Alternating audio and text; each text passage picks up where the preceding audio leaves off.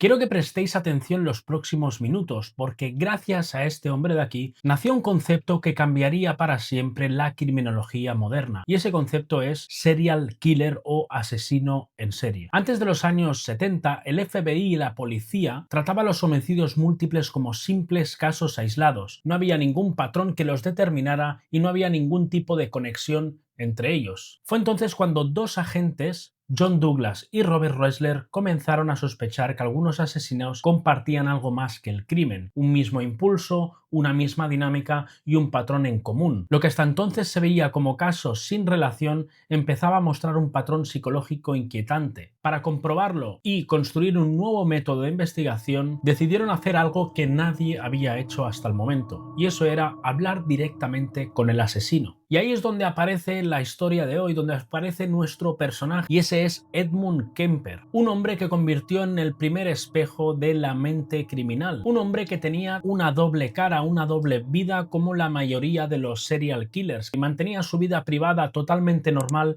mientras su vida de fantasía era de lo más perturbadora y macabra que os podéis imaginar. Un serial killer que se obsesionó directamente con las mujeres. Así que en el vídeo de hoy no vamos a analizar tanto los asesinatos o los crímenes que hizo Edmund Kemper, sino que vamos a analizar más el perfil psicológico y sobre todo encontrar el motivo o el razonamiento que le impulsó a cometer esos crímenes. Así que empezamos. Edmund fue el tercero de dos hermanas, el primer hijo de la familia, que empezaron con Edward Thomas Kemper, el padre, y Clarnell Strandberg Kemper, la madre. Edmund y sus hermanas desde los inicios nunca vieron el amor en su casa, ya que sus padres se odiaban mutuamente. Bueno, en realidad hay un matiz, y es que era la madre la que odiaba a su padre. Y es que el padre de Edmund era el típico hombre que para él todo le valía, no quería discutir con nadie y toda su vida era como muy estable. En cambio, la madre era todo lo contrario, humillaba a su marido cada vez que podía, y cada 2 por 3 tenían peleas. De hecho, muchas veces la madre humillaba a su padre diciéndole que su trabajo como electricista era una puta mierda, literalmente así, y que le daba vergüenza salir con un hombre como él. Así que algo que empieza así no suele acabar muy bien. Y dicho y hecho, ellos se separan en el año 1957 cuando Edmund tenía entre 8 y 9 años de edad. El padre se fue a vivir a otra ciudad cerca de donde vivían, pero la madre y los 3 hijos se quedaron con ella. Hablemos entonces de la madre, Clarnell Strandberg, una persona con un carácter muy fuerte y una persona muy crítica hacia sus seres queridos, concretamente hacia los hombres, porque no tenía ningún comportamiento extraño con sus hijas, sino que el ataque era más bien hacia los hombres, hacia su marido y hacia su hijo Edmund Kemper. Tenía una personalidad dominante, autoritaria y profundamente amargada, con fuertes conflictos internos y una tendencia marcada al resentismo. Era una mujer totalmente impulsiva y sobre todo con cambios de humor muy bruscos, que es lo que hacía tener conflictos con su entorno. Hecha esta pequeña introducción, luego entenderéis ciertos comportamientos a posteriori que Edmund desarrolló a lo largo de su infancia. Tras la separación, la madre cargó con las 3 criaturas y cuenta que desde los inicios ya veía algo raro en Kemper, tenía algún comportamiento con sus hermanas un poco fuera de lo normal, un poco sádico, y comportamientos absolutamente raros. Por no hablar de cuando apenas tenía 10 años que cometió su primer asesinato, y no fue una persona sino que la víctima fue uno de sus gatos. Quería saber cómo se sentía o qué se sentía al matar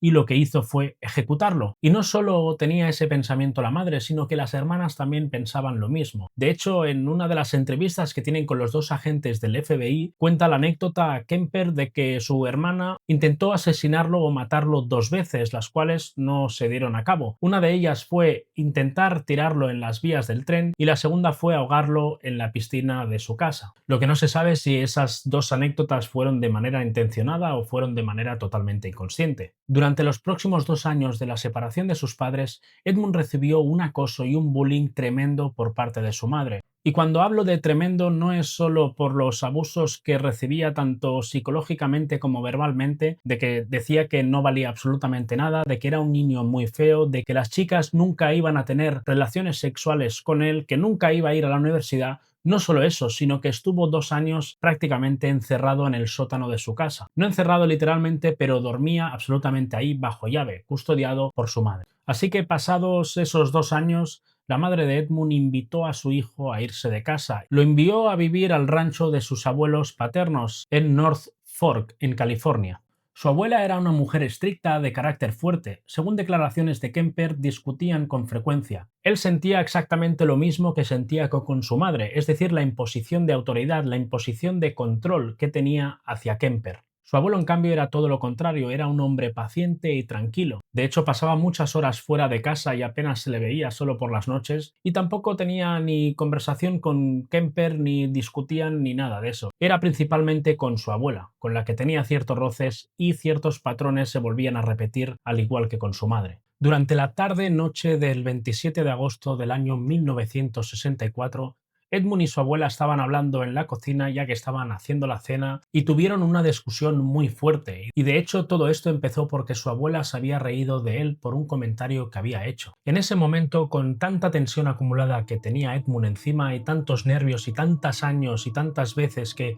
habían pasado absolutamente de él y se habían burlado, no dudó ni un segundo, así que cogió el rifle que le regaló su abuelo hacía unos meses antes y no dudó en disparar a su abuela. Su abuelo en ese momento no estaba en casa, ya que había salido hacía unos 10-15 minutos antes para ir a comprar algo al supermercado. Más tarde, cuando su abuelo llegó a casa, Edmund se puso muy nervioso porque no quería que le metieran la bronca y sobre todo no quería ver triste a su abuelo por lo que había hecho, así que hizo exactamente lo mismo, coger el rifle y matar a su abuelo. Después de cometer los dos crímenes, la misma noche no dudó en llamar a su madre, un hecho un poco extraño, ¿no? Ya que odiaba directamente a su madre, pero quería sentirse respaldado, quería que su madre le aconsejara qué podía hacer y le contó lo que había hecho. Su madre no dudó en decirle que llamara a la policía y que se estuviera ahí. Dicho y hecho, llamaron a la policía y no tardaron en llegar a casa de los abuelos. En el momento de su detención, evidentemente no puso resistencia ninguna, ya que fue él el que avisó a la policía y que fue él el que se confesó de los hechos a su madre, así que no puso ningún tipo de resistencia. Al ser menor de edad, no fue juzgado como un adulto, sino que fue enviado al Instituto Juvenil para Delincuentes con Problemas Psicológicos, un lugar destinado a jóvenes como él. Permaneció durante 6 años y estuvo desde los 15 hasta los 21 encerrado en el centro. Durante su estancia, su comportamiento fue extraordinario, ya que no opuso ningún tipo de resistencia en ningún momento, era un chico totalmente obediente y sobre todo se notaba que tenía un grado de inteligencia superior a los demás. De hecho, la psicología de Edmund llamaba mucho la atención a los funcionarios, y es que siempre estaba atento, hablaba con los instructores y psicólogos y demostraba un conocimiento y un razonamiento que contrastaban con la gravedad de sus crímenes. Tras cumplir los 6 años de condena, los psiquiatras recomendaron que no volviera con su madre, ya que volvería a tener conflictos parecidos y era un factor de riesgo muy elevado de que volviera a cometer otro asesinato. Así que Kemper sale en libertad y como no tiene a dónde ir, pues acaba yendo finalmente a casa de su madre, al peor lugar posible. Ya os podéis imaginar cómo fue esa vuelta a casa, otra vez con las humillaciones, otra vez la madre ridiculizaba a Edmund diciéndole que nunca iba a tener una novia, que era muy feo, que era un chico demasiado alto, se burlaba de su tamaño, que era un hombre muy grande y que ninguna mujer en resumen le iba a querer nunca. En esa época Kemper lo que hizo fue, creo que, relativizar un poco la situación que tenía con su madre. Él intentaba normalizar su vida y no hacerle mucho caso. De hecho, se presentó para hacer las pruebas para ser policía y lo rechazaron por su altura, porque Kemper medía casi 2,10 m, su estatura era de 2,06 metros. Durante los años 70 y 71 aparentemente vive con normalidad. Vive con su madre, frecuenta en bares donde se juntaban policías, conduce por la ciudad observando a mujeres jóvenes y desarrolla fantasías de control, secuestro y muerte. Aquí también comienza su obsesión por las autopistas de California. Así que consigue un trabajo estable en el Departamento de Transportes de California. Con ese sueldo compra un Ford Galaxy, un coche grande ideal para secuestros. Durante ese trabajo empieza a investigar un poco las autopistas, a conocerse los caminos, a conocerse sobre todo las desviaciones donde se podía ocultar y sobre todo empezaba a hacer simulacros de secuestros. Y con todo esto lo que está haciendo es alimentar su fantasía, salir de la normalidad de su vida e intentar alimentarlo en su mundo no real. Pero fue en ese momento, durante meses y meses de práctica, donde quiso dar un paso adelante, y es que quería pasar del mundo imaginario al mundo real. Por lo tanto, quería empezar con sus primeros crímenes. Ya os podéis imaginar el perfil de mujer que estaría buscando Edmund. Una mujer totalmente guapa, universitaria, atractiva, joven, todo aquello que su madre le había dicho que nunca iba a tener. Así que el primer asesinato o el primer doble asesinato que cometió Edmund fue en abril del 1972 a dos jóvenes universitarias de 18 años. Fue una tarde cualquiera de camino a la universidad donde era muy común hacer autostop, así que Edmund hizo eso, vio a tres jóvenes universitarias que hacían autostop y decidió pararse. Realmente se acabaron subiendo dos porque una de ellas no sé qué encontró en Edmund que le tiró totalmente para atrás y fue la única que salvó su vida. Esas dos chicas, María y Anita, sí que decidieron subir con Edmund. Y así Edmund continuó con otras víctimas más. De hecho, después de estas dos víctimas vino Ai Coco, de 15 años, y el día de 14 de septiembre del año 72 acabó con su vida por estrangulación. Luego vino Cindy, de 18 años, que acabó con su vida el 7 de enero del 73 por un tiroteo, es decir, por un tiro en la cabeza. Luego el 5 de febrero, un mes más tarde, vino Rosalind, de 23 años, también la mató por un tiroteo. Y luego finalmente vino Allison, de 20 años, el 5 de febrero del 1973. De hecho, si os fijáis en las últimas dos víctimas, se cometieron los crímenes el mismo día. Uno fue por la mañana y otro fue por la tarde. El modus operandi que tenía Edmund era el siguiente. Primero lo que hacía era seleccionar a la víctima, luego fingía total normalidad con ellas y de hecho tenía como una pequeña excusa que él cuando se paraba y las recogía miraba el reloj diciendo no sé si me da tiempo a llevaros a la universidad porque tengo prisa. Para él esa frase era importante porque parecía alguien inofensivo y era justamente el enganche que tenía que hacer para que las chicas se subieran al coche. Después, de repente, lo que hacía Edmund era con normalidad, iba por la autopista, por su camino y de repente, cuando cogían confianza las chicas, cambiaba de dirección bruscamente. Una vez evaluada ya la situación es cuando cometía los crímenes. Normalmente los crímenes los cometía o por estrangulamiento o simplemente por un disparo en la cabeza, tal y como había hecho con sus abuelos. Luego trasladaba los cuerpos ya sea en su casa o en su casa de su madre o incluso alguna vez los trasladaba a un bosque, a un sitio totalmente seguro donde nadie pudiera verle. Una vez estaba en ese sitio seguro es cuando practicaba necrofilia en la mayoría de los cadáveres y también practicaba el desmembramiento de ellos. Lo primero lo utilizaba para tener un control absoluto de la situación, es decir, buscar un contacto sin ningún rechazo con la mujer, ya como decía su madre que las mujeres le iban a rechazar. Y sobre el desmembramiento era básicamente para esconder mucho mejor el cadáver, es decir, para que fuera mucho más fácil de transportar y que fuera mucho más fácil sobre todo de ocultar. Luego finalmente lo que hacía era limpiar su coche de manera muy meticulosa, extremadamente cuidadoso con la limpieza para que nadie pudiera sospechar de él y no dejara ninguna prueba en su coche. Finalmente, la noche de abril de 1973, Edmund seguía sin saciarse y por eso decidió acabar con la vida de su madre. Se ve que esa noche entró en casa de su madre mientras ella dormía y la mató a martillazos en la cabeza. Tras matarla, se ve que la decapitó y dejó su cabeza en una estantería y él estuvo discutiendo con ella muerta, o sea, es decir, con su cabeza, diciéndole que esto había sido por culpa suya y que él estaba humillando a ella ahora mismo.